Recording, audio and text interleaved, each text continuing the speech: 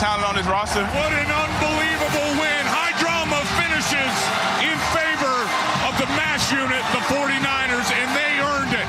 It's hard to put into words what the 49ers did tonight. A chance to pull out last week. We didn't. We pulled this one out, and can't be more proud of the guys.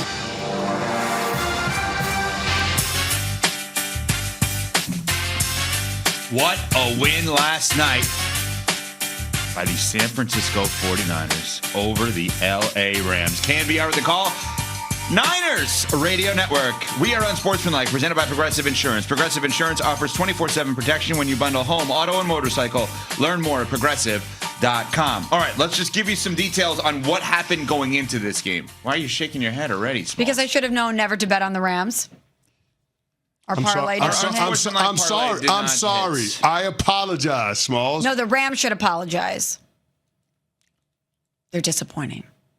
They disappoint you all the time, don't they? Of course, it's that team. It that never come through on the money ceases to line. amaze you the level of disappointment that they were able to inflict on you. How many 49ers players were injured? Well, that's what I was going to get to here. So here's the list. It could take me a while. The list includes, but it's not limited to, players that did not play for the San Francisco 49ers last night, the 4-1 San Francisco 49ers. Brock Purdy, he plays quarterback. George Kittle, Hall of Fame level tight ends. Nick Bosa, Hall of Fame level defensive end. Brandon Ayuk, Pro Bowl level wide receiver. Ricky Pearsall, probably soon to be Pro Bowl level wide receiver. Jawan Jennings, someone on this show, me, has called him one of the most underrated receivers in the sport.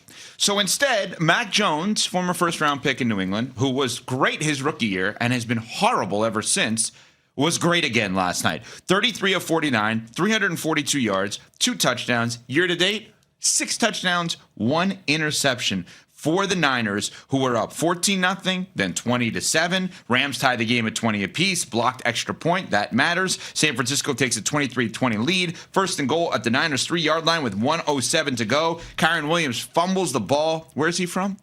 Notre Dame? He's from St. Louis. Yeah, St. Louis. No. San Francisco goes 3-0. What does that have to do with anything? Yeah, right? It's not like he went to Illinois. And then the Rams. He's a hater. He is a hater. He's such a hater. Hater today. 100%. Notice how I'm repping Illinois, you're repping Virginia. Well, nobody told me about this. We didn't discuss about this ahead of time. We just have school There's no pride. way you didn't discuss it. We don't have a separate discuss group it. chat, sir. We don't. There's no way you didn't discuss it. Oh, by the way, that place that you sent me in our separate group chat, amazing. Oh, you got the food there last night? Good, and a good, soft good. shell crab. I told you, We don't have a so separate good. group chat except Had the a separate duck group too. chat. I told you. Yeah. I told you. But And we the don't price- have a separate and the group price chat. is right. No, We not don't at have all. a separate group No, chat. but both of our teams are in the top 25, and we're proud to rep them on a Friday. Where's your Wisconsin gear? I didn't know I was supposed to wear it. We Nobody did not told me. discuss this. You just said you have a separate group chat that talks about food and gear, so I wasn't included. We didn't talk about gear. I We just didn't sent talk about Cece gear. a We very just good place to get some takeout Yeah, to we- watch the games last night. Yeah, we just talked about food. That's what they all say. Okay, yeah, I don't believe it. Just saying. Okay, so here's the thing now that everybody is debating. In overtime, Pinheiro hits a 41-yard field goal for the Niners, so they're up 3 points. The Rams have 4th-and-1, down 3 obviously, with 3:36 to go in overtime from the 11-yard line, and San Francisco stopped them to win the game in that moment. Did the Rams make the right decision? Before you answer, let's hear from their head coach, Sean McVay, on the failed 4th down conversion and the overall loss to the Niners. Thought about maybe trying to draw them off sides. I took one, they took the other, and it was a poor decision by me right there. But, you give the Niners credit. They made enough plays to be able to win the football game. We had plenty of chances throughout this game. We stayed in it. We fought. We battled. But there's a lot of things that we have to be able to clean up, and a lot of football left. But I'm pretty sick right now. I'm sick of the spot that I put our group in to end the game. But, hey, these are the tough beats that you got to be able to learn from and move forward, and that's what we're going to do. Did they make the right decision? We know the end results, but did they make the right decision? Because decision and execution are obviously two different things. Yeah, I mean, they made the right decision. Analytics gives them a 49% chance of being able to win that game by going for it versus a 39% chance of being able to win that game by kicking the field goal, right? Let's not return the favor to Kyle Shanahan with the whole third possession bit in overtime. They made the right call. They just didn't get it done. And we got to give a lot of credit to that 49ers team, especially that 49ers defense, because those guys rose up, led by Rob Saleh, in a tough spot without their best player in Nicky Bosa, who's lost for the season. So I want to give credit to them for making plays, especially when the game was in the balance. But that is a bad loss by the LA Rams, considering how depleted the 49ers were. That is an awful loss. Really bad. Awful. You guys are going bad loss before you go good win? Yes. Like if the power rankings. Just because of the injuries. Because here's the deal. They were depleted, but then after halftime, listen to this. This is just after halftime. The Rams, missed field goal, blocked PAT, fumble at the 1-yard line late in the fourth quarter, and get stopped on 4th-and-1 in the low red zone and OT to end the game. So you had missed field goal, blocked field goal, and then you get stopped not once, but twice with 1 yard to go in the low red zone. That's 2 turnovers. Yeah. With the game in the balance. That is unacceptable. That is an awful loss for Sean McVay and company. And here's the thing. Even though we all sitting here yesterday could not see a clear path to the 49ers being able to win that game because of how they were decimated with injuries, I did bring up the fact that Kyle Shanahan owns Sean McVay in the head-to-head record. He's 11-7 going up against Sean McVay. He's just got the secret sauce. He's cracked the code in terms of being able to best Sean McVay-led teams. But then also, it's a division game, not a lot of state secrets between the players, the coaching staffs, and the organizations as a whole. They know those dudes. They're not afraid of those dudes. And even though the 49ers were on the road, that's like a home game with them playing in LA. Half the damn stadium was in red. That's right. So it was the perfect confluence of events for the 49ers to pull off the upset. It's the biggest upset for the 49ers since 2011. They went into that game last night 8.5-point underdogs. So credit to them. And then Mac Jones, the way that he played, the way that he operated that offense, he deserves a ton of credit. Because Smalls, that dude took a beating last night. And yet he consistently put that team in position to be able to put points on the board. Yes, Mac Jones deserves a lot of credit, as do the 49ers, for summoning the requisite energy needed in order to not let the injuries get the best of them and go out there and beat a quality opponent.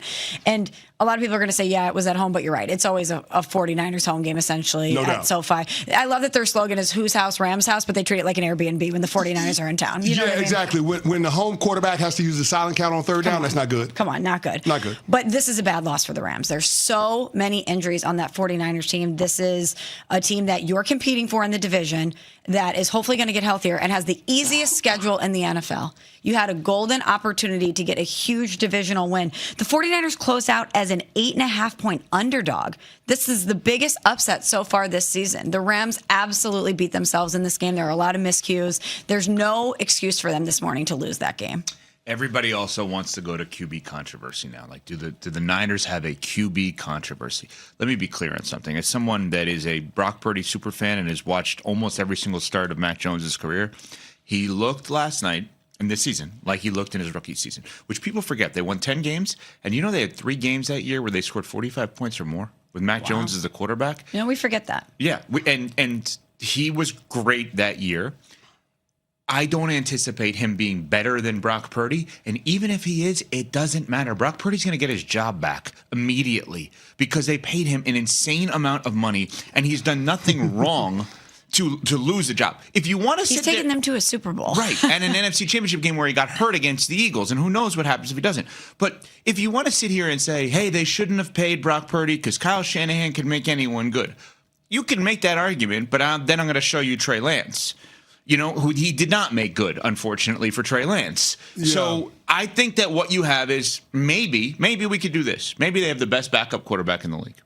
I don't even know if we got to take it there. Mac Jones is tailor-made for Kyle Shanahan's offense and what he wants to do. Nobody should debate whether or not Brock Purdy is a better player. We've seen Brock in big moments played well. Hell, Brock played well in the Super Bowl that they ended up losing. He did. Right? So I can't assign that level of success to Mac Jones because I haven't seen it yet. But in terms of what Kyle Shanahan asked him to do, Mac Jones executed it flawlessly last night. It was death by 1,000 paper cuts. I mean, when you look at the scoring drives that the Niners were able to put together, 8 plays, 17 plays, 12 plays, 12 plays, 12 plays, 8 plays. They only had one explosive play last night, and that was a 35-yard catch and run to Kendrick Bourne on the first drive. So no explosive play. They only had one explosive play, one play over 20 yards. No rushes over 10 yards. And yet they were still able to muster up 26 points on the road. Wow. That is incredible from Mac Jones, who at times last night I wasn't sure was going to make it through the game. So I give him full credit. But we also have to give Kyle Shanahan a lot of credit because last night he won a game with only one explosive play and his quarterback having an average depth of target of 4 yards. That's it. That's it. I have to walk further to get out of the studio than Mac Jones had to throw the ball last night. Which is smart to use him that way. It was. Don't have him do things he can't do. It was. But again, in saying that, it's also an indictment on Sean McVay. It's an indictment on Chris Shula, the defensive coordinator for the LA Rams. There's no reason why they should have lost that game. No reason at all. The roller coaster ride of Kyle Shanahan. I think he's gone from underrated to overrated to back to underrated, at least for now. Also, got to give a shout out to Kendrick Bourne because we cooked him yesterday on the show for all those drop passes. He showed up in a big way last night. 10 catches last night. Career night for Kendrick Bourne. Born again. Second team the Bourne those two identity. have played on Balled together. last night. Well, this is the fun of ESPN Bet. We went into last night thinking with our unsportsmanlike parlay, which you could have gotten, hopefully you did yesterday on the ESPN Bet app. We got one easy in the bag. We got the Rams money line. That'll be fine. It's will Stafford throw 30-plus passes and will Puka Nacua have a touchdown? Amazingly enough, the only one we didn't get was the one we thought we had the gimme going in, and that makes the beauty of this. I'm sorry. But we thought it was the easiest. It's not your fault. It's the Rams' fault. So you know what we got to do, Smalls? We got to play again on ESPN Bets. We do have.